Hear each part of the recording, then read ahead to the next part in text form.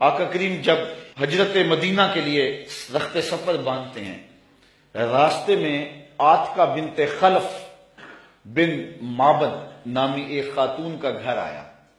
حضور وہاں رک کر کے ان کو کہا کہ اگر تمہارے پاس ہماری خدمت کے لیے کچھ ہے تو ہمیں پیش کرو۔ بھوک اور پیاس آقا کریم نے محسوس کی، حضور کے جو ساتھی بھی تھے۔ تو اس خاتون نے، جس کا نام معبد تھا، اس نے کہا کہ لو کانا عندنا شیء ما آوزکم الکرام، ہم دیہاتی لوگ ہیں اور عرب ہیں، ہمارے ہاں مہمان آ جائے تو کوئی کسر نہیں چھوڑتے، لیکن آج اتفاق ایسا ہے کہ ہمارے گھر کچھ ہے نہیں جو آپ کی خدمت کے لیے پیش کریں۔ عرب لوگ مہمان دے کر کے خوش ہوتے ہیں، پھر مہمان بھی اتنے سونے آ جائیں، لیکن بدقسمتی یہ ہے کہ اس وقت ہمارے پاس کچھ ہے نہیں جو آپ کو پیش کر سکے۔ ایک جانب ایک بکری بندھی ہوئی تھی، لاغر اور کمزور سی۔ حضور فرمایا اگر تم کہو تو اس کا دودھ دھو لیں۔ اس نے کہا اس کی ہڈیوں میں گودا نہیں، کھیری میں دودھ کہاں ہوگا، اگر یہ چلنے کے قابل ہوتی تو ریوڑ کے ساتھ نہ جاتی۔ فرمایا اگر تم اجازت دو۔ اس نے کہا مجھے کیا اعتراض ہو سکتا ہے۔ تو حضرت سیدنا صدیق اکبر نے آگے بڑھ کے بکری کو کھولا اور حضور کے سامنے کھڑا کیا۔ آقا نے دست شفا، دست رحمت اور دست برکت اس بکری کی پشت پہ رکھا۔ جو ہی حضور کا ہاتھ آیا تو اس نے جھجری لی، ٹانگیں چوڑی کر دی، اس کی کھیری میں دودھ اتر آیا۔ حضور علیہ السلام نے فرمایا کہ کوئی برتن لا۔ اس نے گھر کا برتن پیش کیا۔ حضور نے دودھ دھوا تو جھاگ اٹھنے لگی، حتیٰ کہ گھر کے سارے برتن دودھ سے بھر گئے۔ معبد کے گھر کی تھالیاں بھی دودھ سے بھر گئی۔ حضور نے بھی پیا، حضور کے ساتھیوں نے بھی پیا۔ معبد اور گھر میں اس کا ایک بچہ تھا اس کے پاس، اس نے بھی دودھ پیا۔ حضور علیہ السلام نے دعائے برکت دی اور چلے گئے۔ معبد کو حضور کا پتہ پوچھنا یاد نہ رہا، بس حضور کے حسن اور جمال میں کھو گئی، اور پوچھنا یاد نہ رہا کون ہو، کدھر سے آئے ہو، نام کیا ہے۔ شام کو جب معبد بکریوں کا ریوڑ لے کر کے واپس پلٹا، اس نے کچی کلی پہ نور برستے دیکھا، انوار اترتے دیکھے۔ معبد کا شوہر معبد کہتا ہے کہ کیا ماجرا ہے، آج ہمارے گھر میں یہ جو رونق ہے اور یہ جو تازگی ہے اور یہ انوار اتر رہے ہیں، کیا ماجرا ہے؟ تو معبد کو حضور کا نام تو پوچھنا یاد نہیں رہا، اس نے اپنے طور پہ حضور کا نام رکھ لیا۔ اس نے کہا آج ہمارے گھر میں مبارک آیا تھا، آج ہمارے گھر میں مبارک آیا تھا۔ معبد پوچھتا ہے کہ مبارک کیسا تھا جو سارے گھر کو روشن کر گیا، وہ کیسا تھا؟ تو معبد تاصف رسول اللہ صلی اللہ علیہ وسلم، معبد حضور کا حلیہ بیان کرتی، کہتی ہے فقالت رأیت رجلا ظاہر البزاط، میں نے ایک ایسا شخص دیکھا ہے کہ جس کا رنگ نکھرا ہوا تھا، جس کا چہرہ چمک رہا تھا۔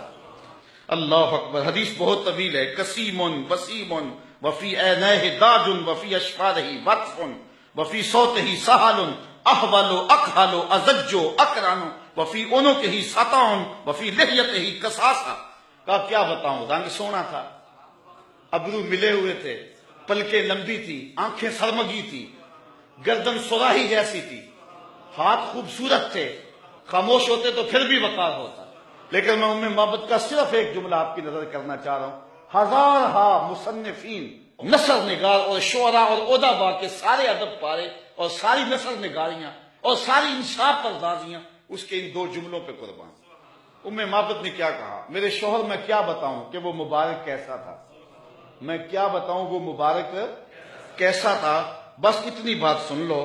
ابہى الناس وَأَجْمَلَهُ مِنْ بَعِيدٍ وَأَحْسَنَهُ مِنْ قَرِيبٍ، وہ اتنا سونا تھا جب کوئی اس کو دور سے دیکھتا تو سونا نظر آتا، قریب آ کے دیکھتا تو اور سونا نظر آتا۔ یہ دو جملے اس کے دیکھیے، دور سے کوئی دیکھے تو پھر بھی سونا، قریب آئے تو پھر بھی۔ کچھ لوگ دور سے بھلے لگتے ہیں، قریب آئے تو نقوش میں وہ کشش نہیں ہوتی ہے۔ کچھ لوگ قریب سے سونے، دور سے دھندلے ہو جاتے ہیں، لیکن کہا وہ اتنا سونا تھا، دور تھا پھر بھی سونا لگتا تھا، قریب آیا تو پھر بھی۔ اچھا، یہاں اس نے حضور کی سیرت بھی بیان کی ہے۔ کچھ لوگ دور سے اچھے لگتے ہیں، قریب آ کے اچھے، دور سے اچھے لیکن رشتہ داری کر کے دیکھو تو اچھے نہیں ہیں، کاروبار کر کے دیکھو تو اچھے نہیں ہیں، دوستی لگا کے دیکھو تو اچھے نہیں ہیں، سفر کر کے دیکھو تو اچھے نہیں ہیں۔ وہ کیا، کسی نے کہا اس کے لہجے میں یوں تو برف تھی لیکن جو چھو کے دیکھا تو ہاتھ جل گئے۔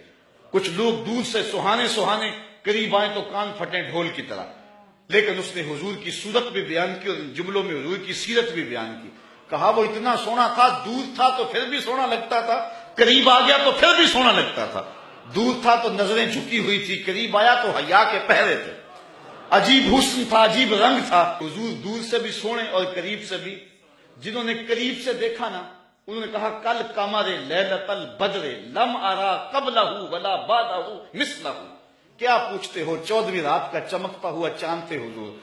حضور جیسا نہ پہلے دیکھا نہ بعد میں دیکھا. یہ کس نے کہا؟ حضرت ابو ہریرہ نے.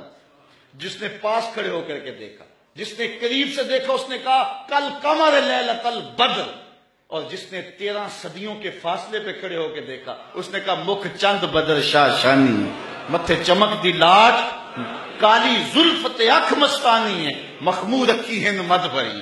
جس نے قریب کھڑے ہو کے دیکھا اس نے کہا کہ چاند چڑھا ہوا تھا اور حضور لال دھاری دار یمنی چادر اوڑھ کے آرام کر رہے تھے. حضرت جابر بن سمرہ کہتے ہیں کبھی اسے دیکھوں کبھی انہیں دیکھوں، فائزہ ہوا اندی احسن من القمر. پھر میں نے فیصلہ کیا نہیں حضور سونے ہیں.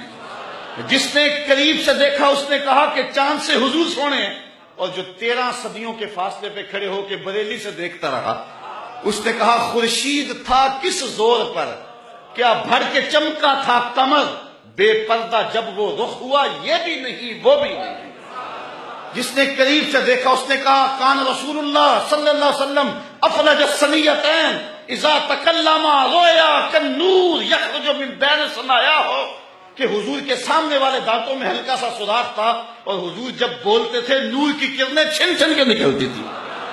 یہ حضرت عبداللہ ابن عباس نے کہا جو پاس کھڑے تھے اور جو 14 صدیوں کے فاصلے پہ کھڑا تھا اس نے کہا تو اجے میرا یار نہیں ڈٹھا جنوں ویکھ کے چند شرم آوے، ادھی راتی دن چڑھ جاوے جیو رخ تو نقاب اٹھاوے. کہ جے او نکلے سیر کرن نو سارا گلشن سیس نواوے اتے دھرتی لف لف جاوے. جے ہاتھ پھلاں وچ رکھدا ہاتھ پھلاں تو ود جاوے. نین نشیلے مست رسیلے وچ سونا کجل سہاوے. اکھ اگڑے تے انج پیا جاپے جویں میں خانہ کھل جاوے. تے جے او کھولے پیچ زلف دے اتے راہی راہ پل جاوے. توبہ توبہ حسن سجن دا چال نہ چلی جاوے. بجلی ڈردی لشک نہ مارے متا بے ادبی ہو جاوے. علم خدا نے اینا دتا عقلاں وچ نہ آوے، عقل خدا نے اینی دتی علماں وچ نہ آئے. کی اعجاز نظر وچ او دی جو آوے وک جاوے. خلق او دے نے مول ہی دنیا کوئی ورلا ہی جان بچاوے. آزم ایڈا سونا ماہی سن کدھرے نظر نہ آوے. جنہوں نے قریب سے دیکھا انہوں نے بھی کہا سونا اور جنہوں نے دور سے دیکھا انہوں نے بھی کہا سونا. تو کہا کوئی قریب سے دیکھے پھر بھی واری جائے، دور سے دیکھے پھر بھی واری جائے. تو اجے میرا یار نہیں ڈٹھا جنہوں ویکھ کے چند شرم آوے. کہا کیا بتاؤں کہ وہ قریب سے بھی سونا اور دور سے بھی سونا. اچھا اس نے حضور کا حلیہ بیان کیا. ام مابت میرے بچے تیرے پہ قربان، ام مابت میری نسلیں فدا تیرے ایک ایک جملے پہ حضور کا حلیہ بیان کیا اور حد کر دی ام مابت نے. دعا کرو اللہ ہمیں حضور کی زیارت نصیب فرمائے. یا اللہ واسطہ ڈالتے ہیں ام مابت کا ہمیں حضور کی زیارت دے دے.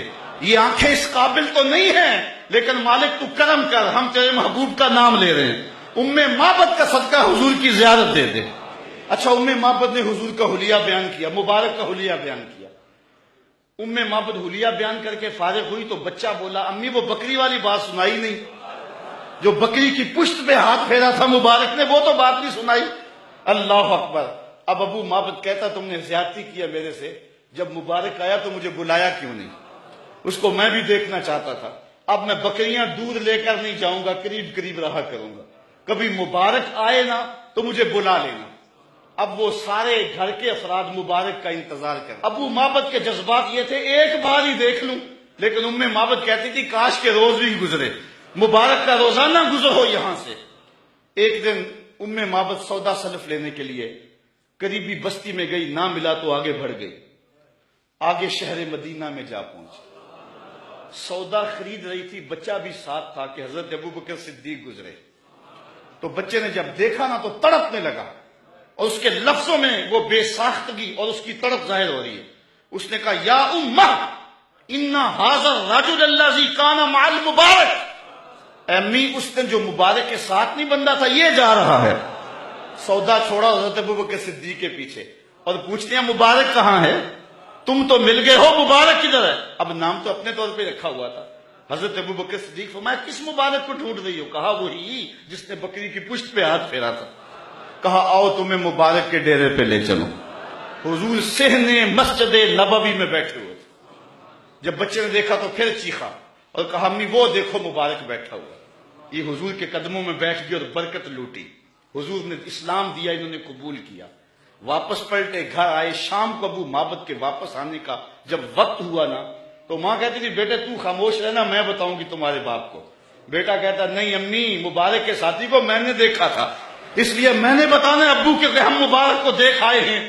شام کو جب ابو معبد آیا نا، یہ دونوں بتانے لگے، وہ پہلے ہی بول پڑا۔ کہا گھر پھر چمک رہا ہے، مبارک پھر آیا تھا؟ انہوں نے کہا مبارک تو نہیں آیا، ہم اس کا ڈیرا دیکھ آئے ہیں۔ کہا کدھر رہتا ہے؟ کہا جسے دنیا محمد کہتی ہے وہی تو مبارک ہے۔ پھر اگلے دن ابو معبد بھی حضور کے قدموں میں بیٹھا ہوا تھا۔ وہ بکری ام معبد کے پاس عام و رمادہ تک زندہ رہی۔ اہل سیر لکھتے ہیں کہ حضرت عمر کے دور میں ایک سال آیا تھا جب قحط پڑا تھا اور درخت بھی سوکھ گئے تھے، جانوروں کی چھاتیاں بھی خشک ہو گئی تھی، کنووں کے پانی بھی نیچے چلے گئے تھے، حوض بھی خشک ہو گئے تھے، کہیں سے پانی کا کوئی قطرہ نہیں ملتا تھا، لیکن ام معبد کے ڈیرے سے بکری کا دودھ مل جاتا تھا، کیونکہ حضور علیہ السلام نے اس بکری پر اپنا دست شفا پھیرا تھا، اپنا دست برکت پھیرا تھا۔ یہ حضور علیہ السلام کے ہاتھ کی اور حضور علیہ السلام کے دست نور کی برکت ہے۔ یہ ہاتھ تو اٹھ جائے تو چاند کے ٹکڑے ہوتے ہیں، یہ ہاتھ اٹھ جائے تو سورج پلٹ کے سر کے وقت پہ آتا ہے۔ اللہ اکبر! یہ جدھر ہاتھ ہو جاتے ہیں ادھر ہی کائنات کا نظام ہوتا ہے۔ اللہ تعالی ہمیں حضور کی محبت نصیب فرمائے۔